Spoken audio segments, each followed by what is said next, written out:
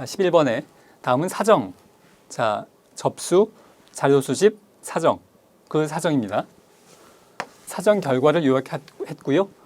사육사가 이후 단계, 사정 다음 단계, 계획이죠, 계획. 자, 앞에서 6단계. 이건 뭐 아주 기본적으로 여러분이 술술 나올 만큼 암기하셔야 됩니다.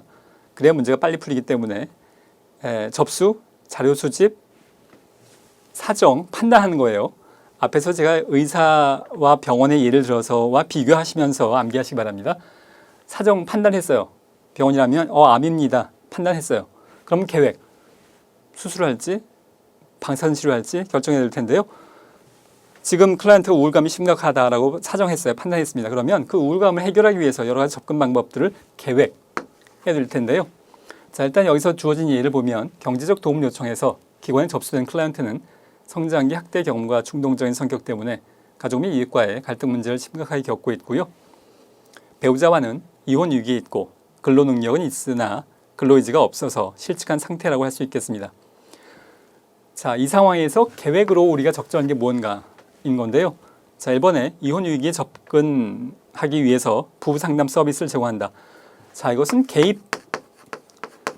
여기서 실제로 상담 서비스를 할까 말까를 계획한 다음에 실행하는 것이죠. 2, 3, 4도 마찬가지인데요. 이웃과의 갈등 문제를 해결하기 위해서 분쟁조정위원회에 의뢰한다. 이렇게 실제로 행동해 간 것은 개입 단계에서 이루어지는 겁니다. 원인이 되는 성장기 학대 경험에 관련돼서 치료, 마찬가지로 개입 단계에서 이루어지는 거죠. 개입 단계에서 지금 우리는 아직 계획도 안 했어요. 자, 이 사람의 지금 학대 경험에 관련된 접근이 필요하다. 그러면 어떻게 할 건가? 계획도 없이 일단 무작정 시작하는 건 적절치 않죠. 이건 다 개입에 관련된 내용들이 지금 나열되고 있고요. 네 번째, 근로의욕을 높이기 위해서 집단 프로그램에 참여하도록 했다. 이것도 마찬가지로 개입에 해당하는 1, 2, 3, 4는 다 개입에, 그러니까 아직 계획도 안 했는데 개입부터 하는 거, 뭔가 앞뒤가 안 맞는 내용이죠. 자, 정답은 5번인데요. 클라이언트와 함께 다루고자 하는 문제의 우선순위를 결정한다. 자, 지금 여러 가지 문제들이 발생하고 있죠. 이혼 위기, 이웃과의 갈등, 또 성장기의 학대 경험, 근로 의욕이 낮은 것, 여러 가지 문제들이 있는데요. 이걸 무슨 뭐 마법처럼 한꺼번에 경제적인 문제, 심리사회적인 문제, 적응의 문제를 사회복지사가 한두 번 만에 마법처럼 다 해결해 주는 경우는 안 됩니다. 여러 가지 복합적인 문제가 있을 때 그 중에서 가장 우선적으로 무엇을 접근할 건가를 우선순위를 정해야 될 텐데요. 그것이 계획의 한 내용에 포함됩니다. 우리가 모든 걸 동시에 할 수는 없기 때문에 우선적으로 시급하게 어디부터 개입할 건지를 결정하는 과정을 우리가 문제의 우선순위를 결정하는 계획 단계에서 다루어야 될 내용이라고 볼 수 있겠습니다. 자, 정답은 5번입니다. 자, 12번. 계속해서 사회복지 실천의 과정에 대해서 다루고 있는데요. 종결 단계에서 사회복지사의 과업이 아닌 것은 무엇인가입니다. 자, 병원을 따지자면 지금 퇴원 즈음인 거예요. 자, 1번에 사후관리 계획을 수립하는 것. 퇴원 이후에 어떻게 할지. 종결하고 나서 종결 이후에 문제가 재발되지 않고 현재의 완화된 증상 또 좋아진 상황들이 계속 유지가 될 수 있도록 하는 것. 사후관리를 어떻게 할지. 그러니까 종결은 일단 하지만 뭐 6개월에 한 번씩 만난다거나 3개월에 한 번씩 만난다거나 전화를 한 번씩 해본다거나 이런 계획이 필요한 것. 종결할 때 필요한 거고요. 성과 유지 전략 확인. 알코올 중독 환자에 대해서 알코올 중독 문제가 많이 해결됐습니다. 근데 재발이 굉장히 빈번하죠. 지금의 성과를 어떻게 유지할 거냐 전략도 확인할 필요가 있겠고요. 필요하다면 다른 기관에 의뢰하는 것도 검토할 필요가 있습니다. 자, 의뢰는 종결에서만 하는 것이 아니라 굉장히 여러 단계에서 의뢰는 가능합니다. 접수 단계에서부터 의뢰도 가능하고요. 실행 단계에서도 의뢰가 가능합니다. 자, 네 번째로 종결 기준 및 목표의 수립인 건데요. 자, 이것은 계획 단계에 해야 됩니다. 종결 기준, 종결은 종결이라는 단어가 나오긴 하는데 혼동스럽게 종결의 기준, 그러니까 예를 들자면 과제 중심 모델 같은 경우에는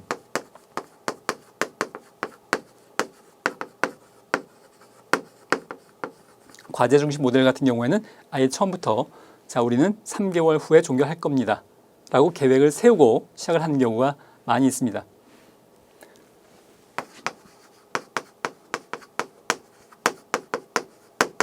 클라이언트에 지금 우울감에 문제가 있다면 우울감의 해소, 우울감이 물론 이게 이분법적으로 OX 문제는 아닙니다만 우울감이 우울감 검사 결과 일정 수치 이하로 낮아지면 그땐 우리 종결을 하겠다. 목표 달성됐다고 보고. 그런데 이걸 언제 이렇게 계획을 하냐면 뭐 심리검사 어떤 도구에 50점 이하로 내려가면 근데 이런 내용들은 언제 결정하냐면 실행하기 전에 개입하기 전에 계획 단계에서 우리는 앞으로 이렇게 되면 종결할 겁니다. 라고 사전에 계획되어져야 되죠. 4번의 내용은 과업이 아닌 것은인데요. 종결 기준 및 목표 수립은 종결 단계가 아니라 한참 전에 개입 이전부터 해야 됩니다. 자, 5번에 종결에 대한 정서 다루기. 종결에 대한 정서는 뭐 여러 가지가 복합적일 수 있습니다. 그러니까 문제가 잘 해결됐다면 굉장히 클라이언트의 자부심도 높아졌을 수도 있고 또한 반면에 사회복지사에 대한 의존심이 높아졌을 수도 있고요. 또 문제가 잘 해결되지 않았을 경우엔 뭐 분노의 감정도 있을 수 있겠고 그런 여러 가지 감정들을 종결하기 전에 다루는 것이 필요합니다. 자, 정답은 4번입니다.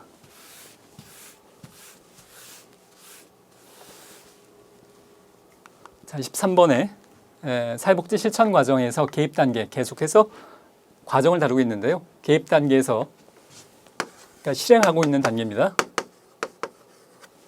사회복지사가 수행하는 과업으로 옳은 것을 모두 고른 것은인데요. 계획된 방법으로 서비스를 제공. 자, 계속 반복해서 말씀을 드립니다만 병원이라면 수술하겠다는 계획을 세웠으면 수술하는 겁니다. 자, 계획대로 서비스를 실행을 해 나가는 것 옳은 거고요.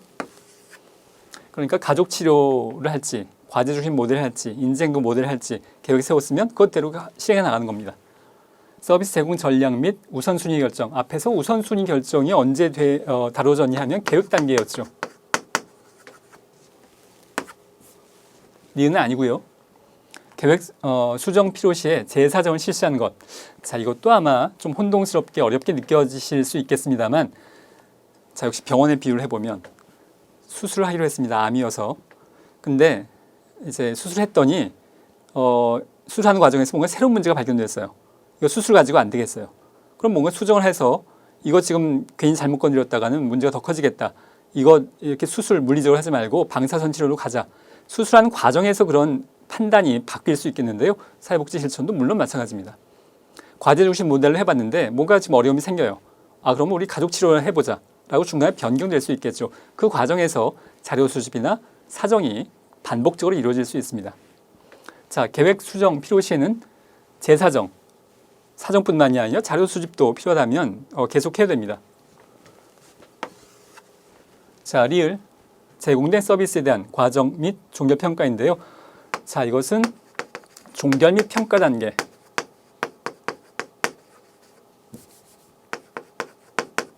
종결 및 평가 단계에서 진행할 내용이기 때문에 지금 개입 단계와는 해당하지 않습니다. 정답은 기억과 디귿. 정답은 2번입니다.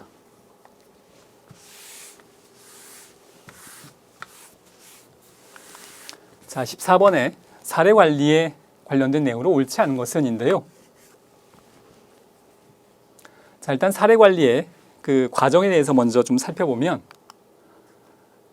과정이 계속 또 앞뒤에 관련된 문제들이 나오기 때문에 사례 관리 과정은 사회복지 실천의 일반적인 과정과는 약간 다릅니다.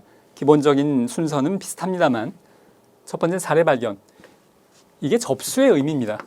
근데 왜 굳이 사례 발견이라고 했냐 하면 접수는 기본적으로 클라이언트가 복지관에 찾아오는 걸 염두에 두고 있는 건데요. 복지관에 찾아오지 않는 지역사회로 나가서 사회복지사가 클라이언트를 찾아 나선다는 의미를 포함하고 있습니다. 내용은 뭐 접수와 큰 차이가 없다고 볼 수 있겠고요. 그 다음에 사정, 계획, 그리고 개입, 연계 및 조정, 점검 및 재사정, 평가. 사실 뭐 이 내용 하나하나를 설명하자면 시간이 너무 길어져서 이론 교재를 참고해 보시기 바랍니다. 이론 강의를. 자, 앞으로 돌아가서요. 14번 사례관리에 관련된 내용으로 옳지 않은 것은인데요. 사례관리라는 것이 중복 서비스를 제공하는 전문기관의 확대로 등장을 한 가지 여러 가지 원인 중에 하나라고 할 수 있겠습니다. 과거에 복지관이 몇 개 없을 때는 이런 일이 없었는데 서울시만 해도 수백 개 복지관이 뭐 다른 시도도 굉장히 많은 복지관이 생기면서 이런 중복 서비스 문제를 해결하기 위한 시도 중에 하나라고 할 수 있겠고요. 클라이언트의 자율성 및 극대화 그리고 역량 강화입니다. 여기도 해당이 되겠고요. 세 번째, 주로 복합적인 문제나 욕구를 가진 사람이 대상이 됩니다. 예를 들자면 지역사회에 거주하고 있는 중증 장애인 같은 경우에 굉장히 여러 가지 욕구들을 해결해 가야 될 텐데요. 그게 사례 관리가 필요한 이유 중에 하나라고 할 수 있겠습니다. 네 번째로 계획, 사정, 연계, 조정, 연계와 조정, 그리고 점검의 순으로 진행이 되는데 방금 봤듯이 사정과 계획이 지금 바뀌었습니다. 사정이 먼저 있고 판단을 먼저 하고 그리고 나서 계획을 하게 되죠. 저 순서가 바뀌었기 때문에 옳지 않은 것은 4번이 정답입니다. 5번에 다양한 욕구 충족을 위해서 포괄적인 서비스를 제공하는 것. 포괄적인. 제가 이론 강의에서 계속 여러 번 강조를 합니다만 포괄적이란 말의 의미는 빠짐없이 필요한 서비스가 누락되는 거 없이 빠짐없이 다양하게 제공된다는 것을 의미합니다. 자, 14번의 정답은 4번입니다. 자, 15번에 다음에서 사례관리자가 수행한 역할이 아닌 것은입니다. 자, 이런 사례 문제가 나오면 일단 지문이 길어서 시간 관리를 좀 하실 필요가 있겠는데요. 사실 하나하나 이제 시간만 충분하다면 그렇게 어렵지는 않은 문제입니다. 사례관리자는 알코올, 가정폭력, 실직 문제가 있는 클라이언트를 면담하고 알코올 치료와 근로에 대한 동기를 부여했고 지역자활센터 이용 방법을 설명을 했습니다. 또한 클라이언트의 배우자와 다른 알코올 중독자들의 배우자 5명을 집단으로 구성해서 알코올 중독의 영향에 대해서 체계적으로 가르쳐 주었고 가정폭력 상담소에 연계해서 전문 상담을 받도록 했습니다. 자, 여기에서 아닌 것은 뭐냐? 네 가지는 이제 여기 했다는 건데요. 이제 하나하나 찾아봐야죠. 자, 여기에 면담을 했다. 여기가 1번 상담가의 역할을 한 것이라고 볼 수 있겠습니다. 상담가 역할은 면담에 아주 전반적인 게 다 포함될 수 있겠죠. 두 번째 중재자인데요. 중재자의 역할이 여기는 없습니다. 기본적으로 중재자라는 것은 키워드가 갈등과 비슷한 단어가 나와야 돼요. 물론 꼭 갈등은 아닐 수 있습니다. 표현은 다 여러 가지, 국어가 표현 방법이 여러 가지가 있죠. 그런데 갈등과 관련된 상황이 나와야 되고요. 그 갈등을 중립적인 위치에서 조정하는 것, 그게 중재자 역할이어서 예를 들자면 고부 갈등을 생각해 보시면 됩니다. 물론 실제 사례 하나하나는 다 복잡하고 개별화되어야 합니다만 시험 준비에 암기용으로 고부 갈등 기억해 놓으시면 좋을 것 같은데요. 우리가 지금 어느 한 편을 들어서 되는 문제가 아닌 거죠. 고부 갈등이면 대개 중립적인 역할이 필요할 경우라고 할 수 있겠습니다. 그런데 갈등이 있어요, 지금. 그런 경우에 사회복사가 중립적인 역할을 하면서 조정해 나가는 것, 그게 중재자 역할인데 여기는 지금 갈등에 대한 내용은 전혀 표현되지 않습니다.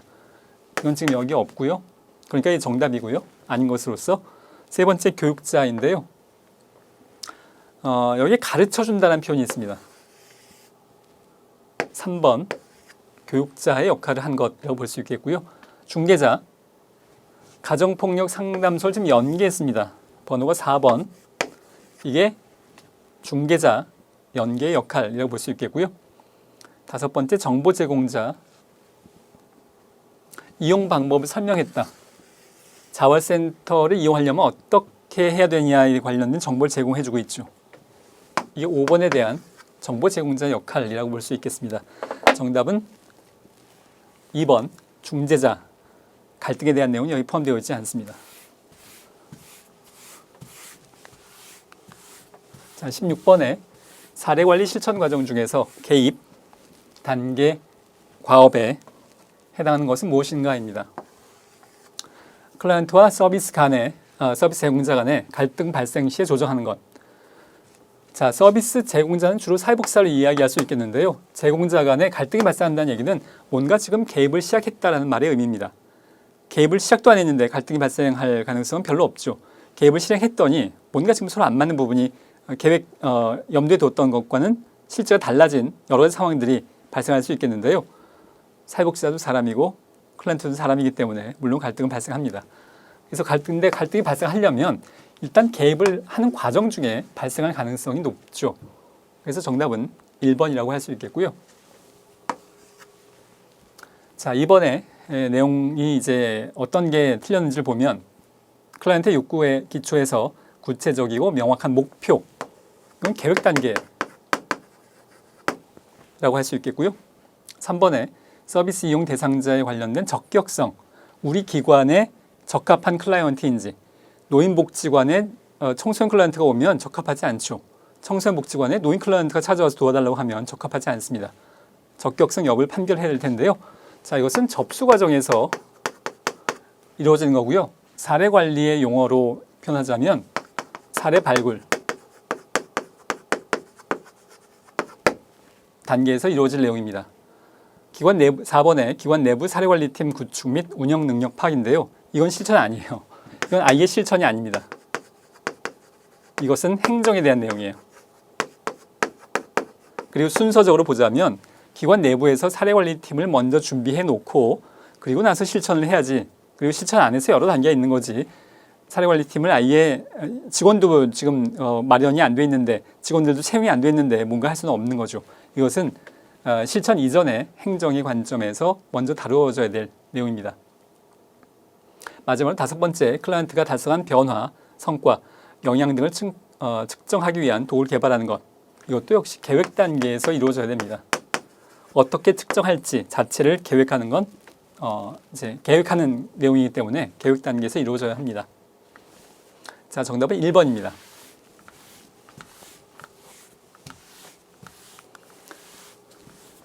자, 17번에 핑커스와 미나한. 이것도 뭐 매년까지는 아니지만 뭐 한 2년, 3년 만에 꼭 반드시 나오는 문제인데요. 핑커스와 미나한의 4체계 모델에 관련된 설명으로 옳은 것은 일단 4체계 모델 복습을 해보면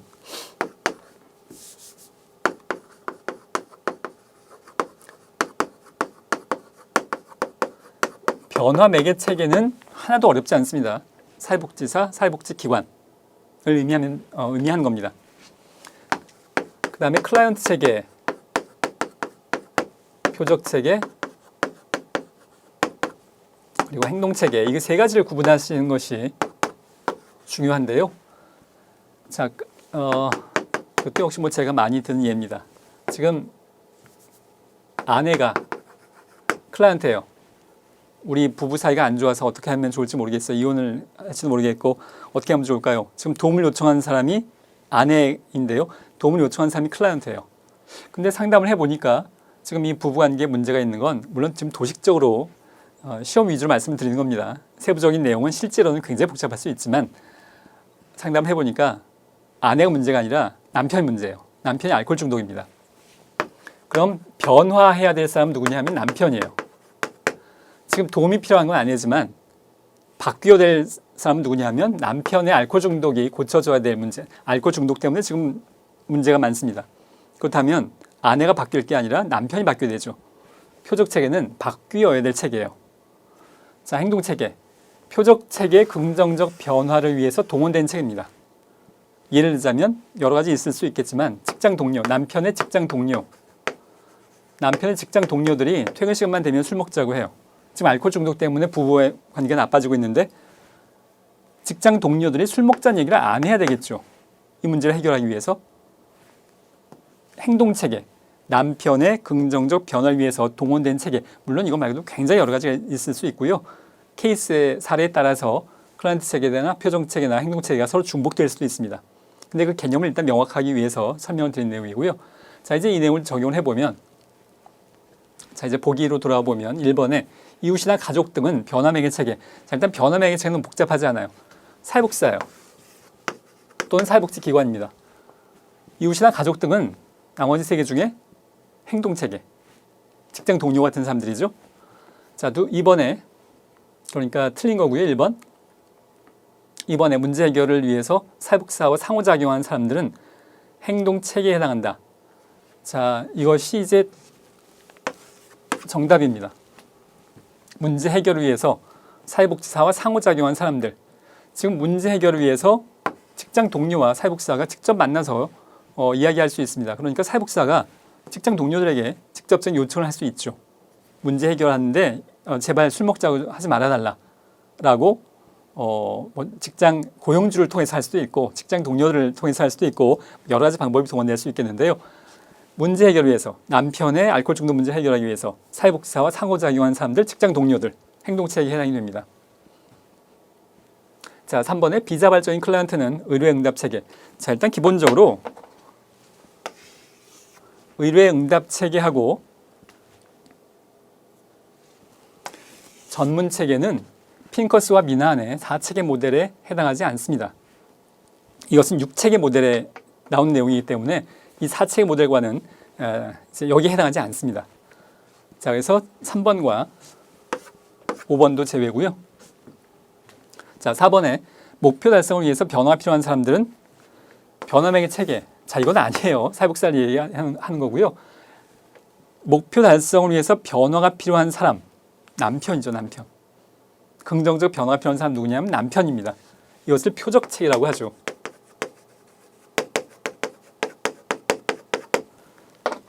자, 정답은 4번 틀린 내용이고요. 정답은 2번이 정답입니다.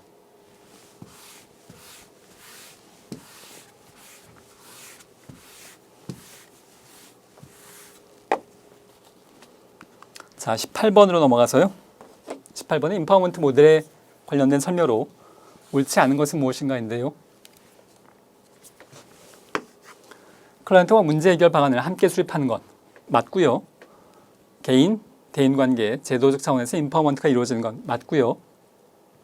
세 번째, 클라이언트와 협력관계를 확립하는 것 1번과 마찬가지 내용입니다. 중요하고요. 네 번째, 클라이언트의 문제와 부정의 개입에 초점을 둔다. 자, 4번이 정답입니다. 제가 임파워먼트 모델은 기본적으로 사회 구조적인 면을 강조한다고 말씀을 드렸고 이걸 이해하기 위해서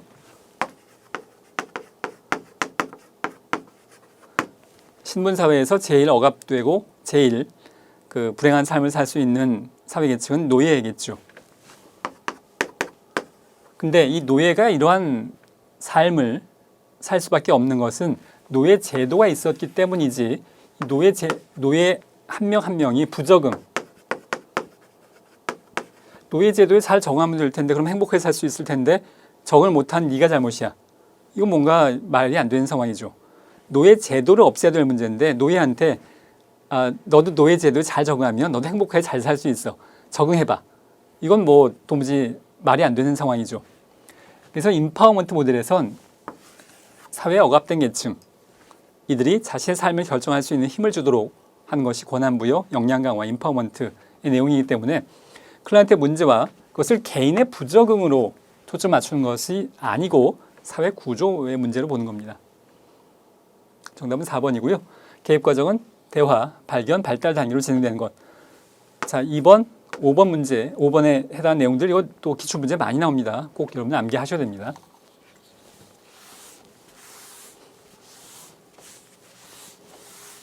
자, 19번에 사회복지 실천에서 통합적 방법에 관련된 설명으로 옳은 것은 무엇인가 합니다. 자, 1번에 사례관리가 실천 현장에 일반화된 이후 등장했다. 시기에 관련된 내용인데요. 통합 방법은 앞에서 말씀드렸듯이 1950년대에서 1970년대 전후이고요. 사례관리가 실천 현장에서 일반화된 시기는 1970년대 이후입니다. 1980년 정도까지 볼 수 있겠고요. 통합적 방법보다는 이제 이후에 등장한 것이라고 볼 수 있겠고요. 그러니까 사례관리가 실천 현장에서 일반화된 이후에 등장했다. 틀린 내용이죠. 이번에 다양한 클라이언트 체계와 수준에 접근할 수 있다. 이 말의 의미가 뭐냐 하면 자, 이건 지우겠습니다. 이 통합 방법론 이전에는 아동복지 전문가, 청소년복지 전문가. 그래서 아동 전문가는 아동만 다루었고요. 청소년, 청소년만 다루었어요. 그리고 또한 개별 상담하는 사람은 개별 상담만, 집단을 하는 사람은 집단만. 그렇게 좁은 영역을 다루어야 그 전문화가 이루어지기 때문에 지역사회 조직은 지역사회 조직만. 더 전문화하면 어떤 사회복지사는 아동에 대해서 집단만, 다른 건 안 해요.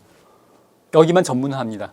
근데 이렇게 했더니 우리가 현장에서 만나는 클라이언트를 돕는 것이 굉장히 그 한계가 있을 수밖에 없는 상황인 겁니다. 우리가 가족을 한꺼번에 다뤄야 될 때도 있고 어떤 때는 개별과 어떤 때는 집단을 적절하게 그때 필요한 것에 따라서 적용을 해야 될 텐데 이게 나는 아동 집단만 해요. 다른 건 못해요.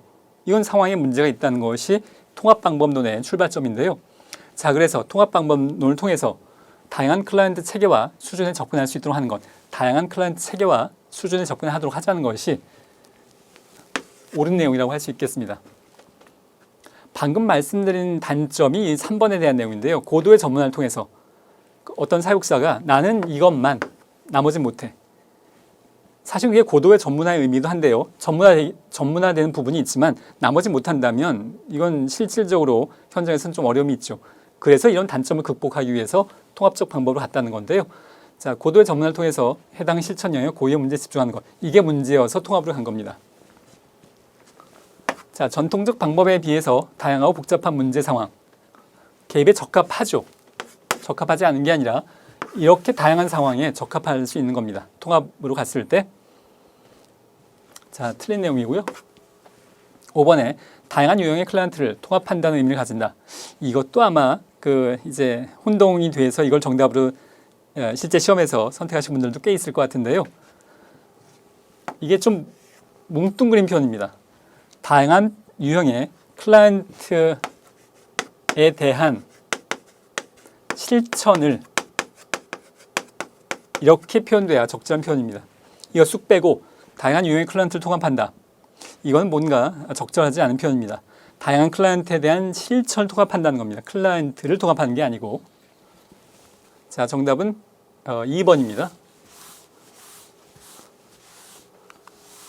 자, 클라이언트를 개별화하기 위해서 사회복지사에게 필요한 역량이 아닌 것은 언어적 표현에 대한 경청 능력, 2번 비언어적 표현에 대한 관찰 능력, 3번 질환에 대해서 진단할 수 있는 능력.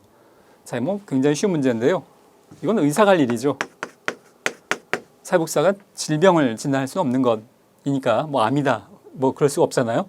너무 쉽습니다. 이건 물론 질환에 대한 의사의 진단을 활용할 수는 있죠. 근데 진단을 하진 않아요. 정답은 3번입니다. 편견과 선입관에 대한 자기인식, 감정을 민감하게 포착할 수 있는 능력 다 필요합니다. 정답은 3번입니다. 자, 21번에 사회복지 실천에서 전문적 관계의 특성에 관련된 설명으로 옳지 않은 겁니다. 후반부로 갈수록 점점 더 쉬워지는데요. 클라이언트 욕구가 중심이 된다. 당연하고요. 시간적 제한을 두는 것. 병원에서도 퇴원을 해야 되죠. 마찬가지로 사회복지 실천 과정에서도 종결이 원칙입니다. 전문가 자신의 정서를 통제하는 관계이다. 그렇고요. 바이스텍의 7대 원칙 중에 통제된 정서적 관여라는 것이 우리 관계 7대 원칙 중에 하나죠. 그게 이 내용입니다. 정서적 관여를 기본적으로 하는데 공감, 감정이입 하는데 너무 몰입하지 말고 객관성을 유지하면서 전문가는 자신의 정서를 통제하는 관계. 안 한다는 아니에요. 하는데 통제한다. 객관성을 유지한다는 말의 의미입니다.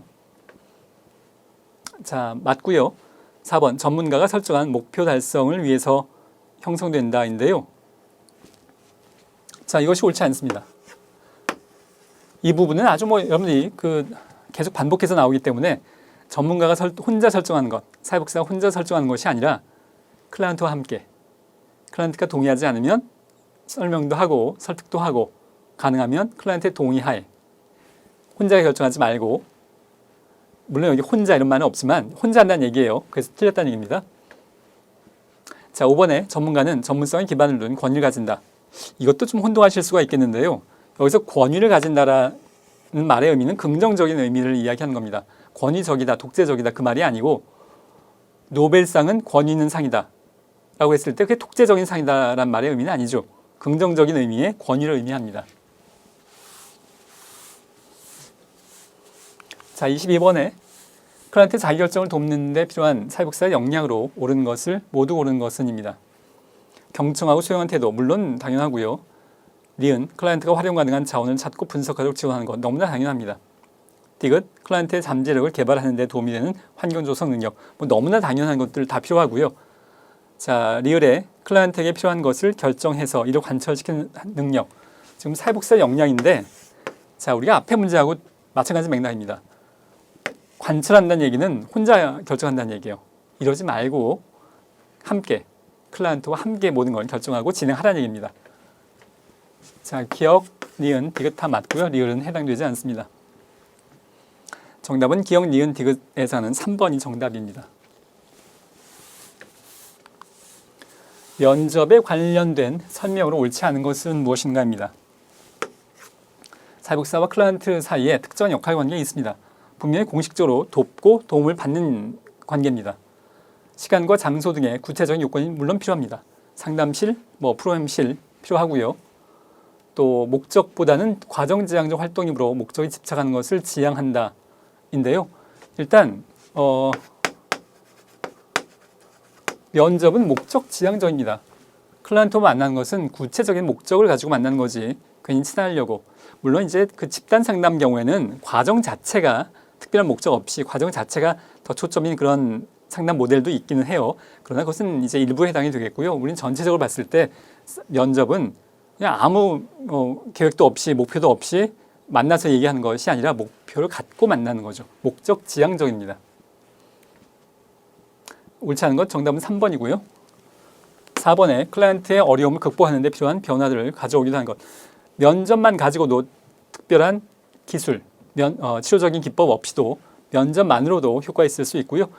5번 클라이언트를 이해하는 데 필요한 정보를 수집하는 건 물론 면접에 중요한 의미가 있습니다. 정답은 3번입니다. 자, 24번에 개방형 질문에 예시 옳은 것은 이것도 굉장히 쉬운 문제입니다. 개방형 질문이라는 것은 대답에 한계가 없는 거고요. 반대말 폐쇄형 질문은 대답의 범위가 딱 정해져 있는 겁니다. 예를 들자면 네, 아니요. 물론 네, 아니요 말고도 여러 가지 상황이 있을 수 있겠습니다만 답의 범위가 결정됐냐, 제한됐냐, 아니냐의 문제인데요. 선생님은 어제 자녀와 대화를 나누셨나요? 네, 아니요. 또는 아니요. 폐쇄형 질문의 전형적인 상황이죠. 이번에 부모님은 그 상황에서 무엇을 생각하셨나요? 그 상황에서 선생님은 기분이 어떠셨나요? 어떤 상황이 되면 문제가 해결되었다고 생각하세요? 그러한 행동을 하게 되면 선생님의 가족들은 어떤 반응을 보이시나요? 다 클라이언트의 대답이 범위가 정해져 있지 않습니다. 정답은 1번입니다. 자, 마지막 문제인데요. 면접을 위한 의사소통 기술 중에서 클라이언트의 혼란스럽고 갈등이 되는 느낌을 가려내서 분명히 해주는 기술은 무엇인가인데, 자, 정답은 4번의 명료화입니다. 그 내용을 좀 더 살펴보면 명료화라는 것은 또는 명확화라는 것은 클라이언트 말 중에서 모호한 점이 발견될 때 클라이언트가 다시 그 점을 질문함으로써 클라이언트로 하여금 그 의미를 명백하게 하는 기술, 클라이언트가 말한 내용을 사회복지사가 잘 이해했는지 확인하는 기법이고, 클라이언트의 사고, 감정, 행동, 현재의 사건과 연결해서 명료하는 기술이라고 할 수 있겠습니다. 정답은 명료화 또는 명확화이고요. 자, 이번 시간 여기까지 하도록 하겠습니다. 수고하셨습니다.